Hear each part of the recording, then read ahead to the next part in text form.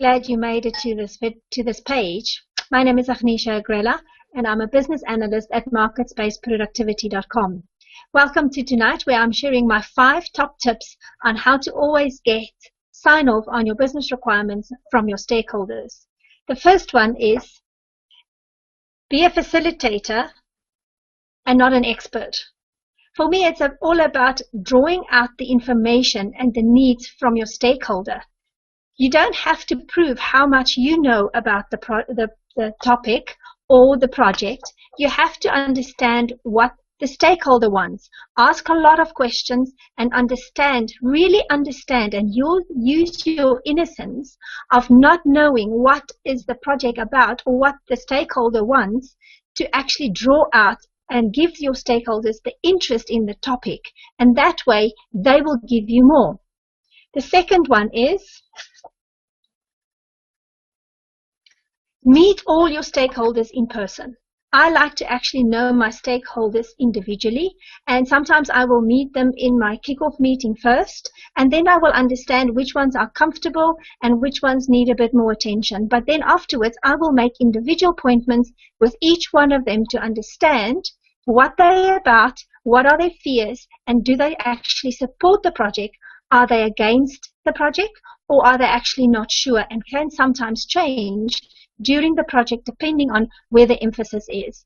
I want their buy-in. I don't want them to get defensive, and I don't want them to think that the project is threatening either their position or their power or authority in the organization. So from that perspective, I like to actually meet them individually and understand where they're coming from, and also give them the comfort that I will be looking after their needs. The third one is understand the impact that the project will have on each stakeholder. If there's a threat, or if they perceive there's a threat of their position, authority, or power, you will get resistance. And the minute they go into that resistance to change, you will not be able to change them. So from that perspective, you want to understand, and then you might have to do some interpretation and do a lot more meetings with certain stakeholders that think that their positions might be under threat.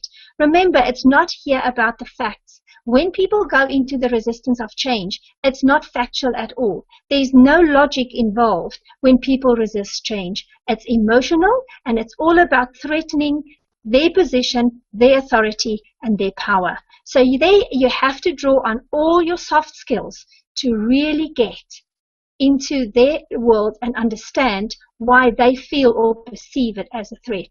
And that is where I will actually put a lot more emphasis in this training and on my trainings and sharing on my website, Market Space Productivity. That is what you will learn. Skills on how to understand yourself and skills on how to understand your stakeholder. So come to my webpage, take the tour, and learn more about how you can actually understand your stakeholders better.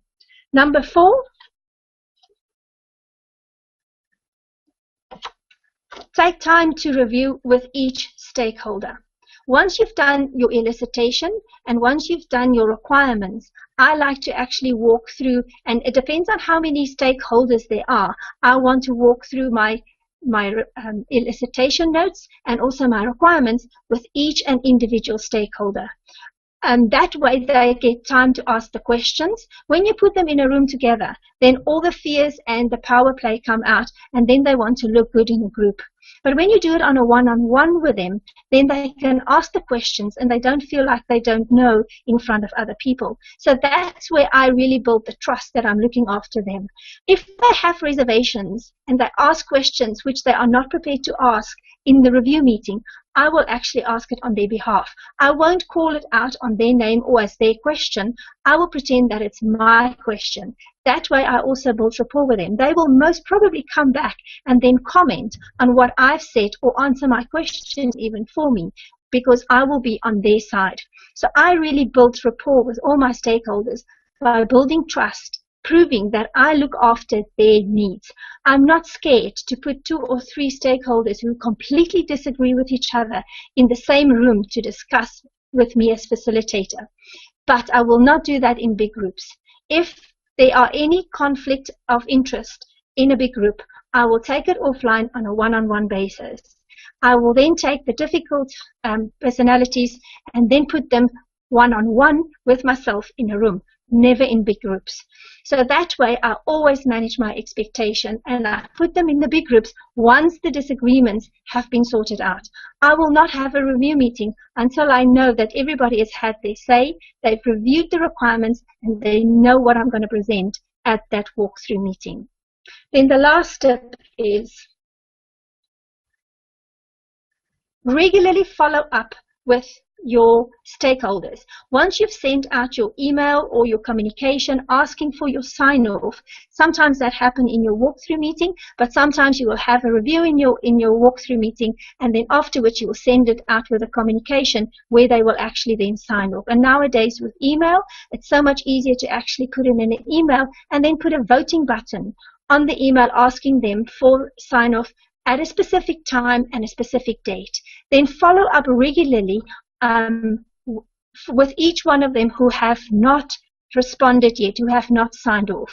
Do not send blanket emails to everybody, including the people who have already signed off. That just makes them frustrated, and they actually think that you don't know what is really happening. And they also get confused. Why do they get the email if they have already sent you an email with a sign-off?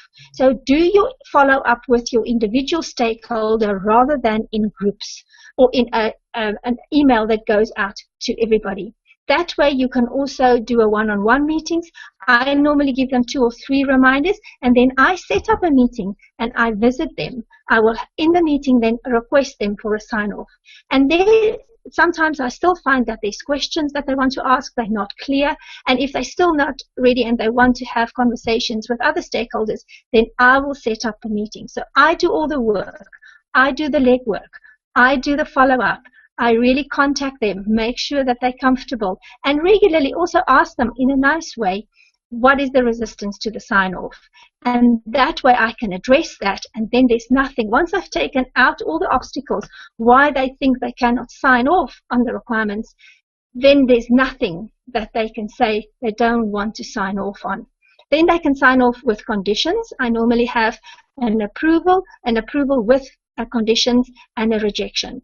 If they've come back with rejection, I will set up a follow-up meeting and I will go through their reasons why they reject. So I take away all the obstacles why they don't want to sign off. I do the legwork, I do the follow-up, I make sure I get it.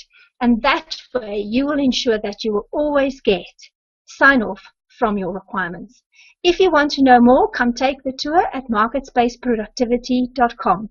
Looking forward to see you in one of my hangouts.